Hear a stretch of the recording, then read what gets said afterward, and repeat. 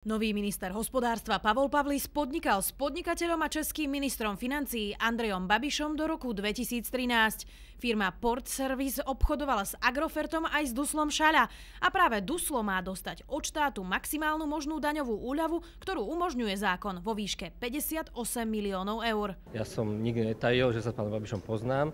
Máme určité aktivity, ale pán Babiš je minoritný spoločník alebo akcionár v niektorých spoločnostiach. A takisto v spoločnosti Port Service, a to absolútne netajím. Nový minister hospodárstva argumentuje pracovnými miestami.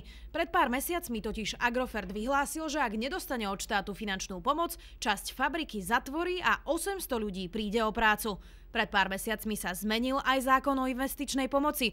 Ponovom ju nemusí schvaľovať vláda na rokovaní, ale stačí podpis ministra.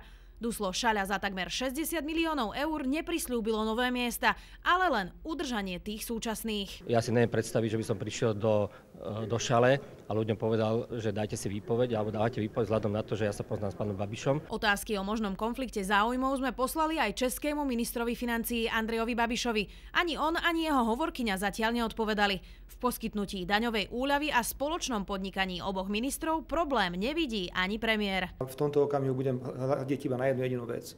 Touto jedinou vecou na Slovensku je 800 pracovných miest v Šali. Mňa nič v tomto okamihu nezaujíma.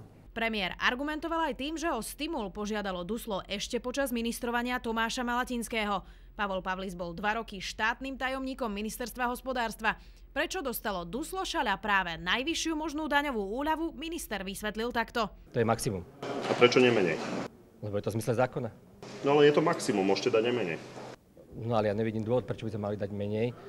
Na to nemáme absolútne žiadnu argumentáciu, že prečo by sme mali nejakým spôsobom korigovať tú výšku, pretože ten projekt spĺňa všetky náležitosti.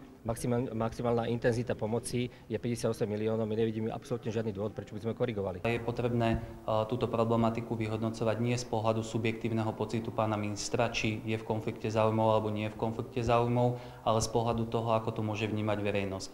V prípade, ak poskytol maximálnu dotáciu a nie je ochotný poskytnúť dôveryhodné vysvetlenie, poskytnutie takéto maximálnej dotácie, tak v takom prípade možno povedať, že tie pochybnosti pretrvávajú. Takmer 60 miliónovú daňovú úľavu pre Duslo Šaľa teraz musí ešte schváliť Európska komisia. Tá ale nemá žiadnu lehotu na svoje rozhodnutie a posudzuje napríklad aj to, či je takýto investičný stimul v súlade s európskymi pravidlami. Zuzana Hanzelová, RTVS.